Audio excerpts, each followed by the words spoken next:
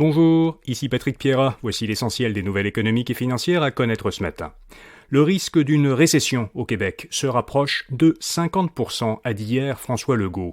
Ce risque, le ministre des Finances, Éric Girard, l'évaluait en juin à 35%. Mais il a augmenté dans les derniers jours, a précisé le premier ministre sortant, alors qu'il votait par anticipation dans sa circonscription de l'Assomption. Les risques de récession augmentent aussi et encore plus aux États-Unis.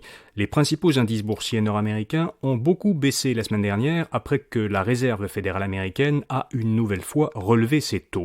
Et plusieurs analystes ne croient pas que les actions américaines vont pouvoir, d'ici la fin de l'année, reprendre le terrain perdu depuis le début de l'année.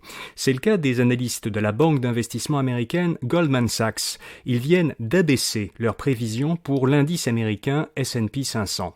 Parce qu'ils prévoient que les taux d'intérêt vont encore augmenter 3 fois aux États-Unis, d'un total de 1,5%, ils croient que les investisseurs vont craindre une récession et être plus vendeurs qu'acheteurs.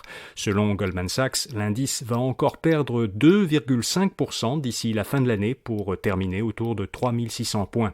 Le S&P 500 a déjà perdu 22% depuis le début de l'année. Le coût moyen d'un sinistre automobile au Québec a augmenté l'an dernier de 7,5%. Il était de presque 4 500 $. La prime d'assurance annuelle moyenne a augmenté un peu moins rapidement, de 5,9%. Elle était l'an dernier de 775 $. Sur les 333 administrateurs des 30 plus grandes sociétés québécoises cotées en bourse, 10 sont des personnes noires, selon un calcul de la presse.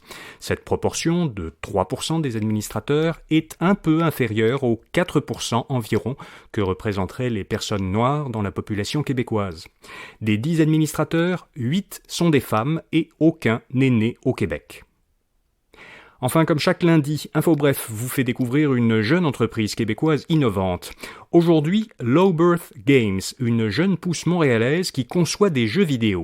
Elle veut bousculer les stéréotypes qui président encore à la conception de la majorité des jeux en racontant des histoires qui mettent en vedette des héros non conventionnels. L'entreprise est composée de personnes expérimentées ou formées en jeux vidéo, mais qui sont majoritairement des femmes ou des personnes issues de communautés marginalisées. Plutôt que des jeux d'action, d'aventure, de combat ou de stratégie, ce studio de création se spécialise dans les jeux narratifs qui racontent une histoire et les jeux de mystère.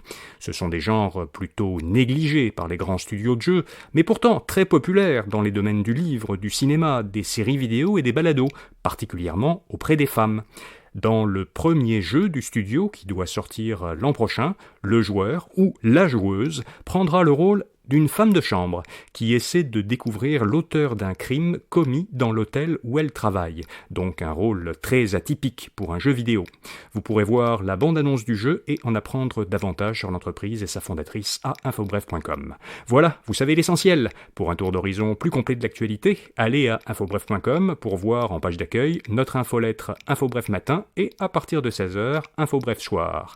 Rendez-vous demain matin pour un autre bulletin audio InfoBref Affaires. Bonne journée.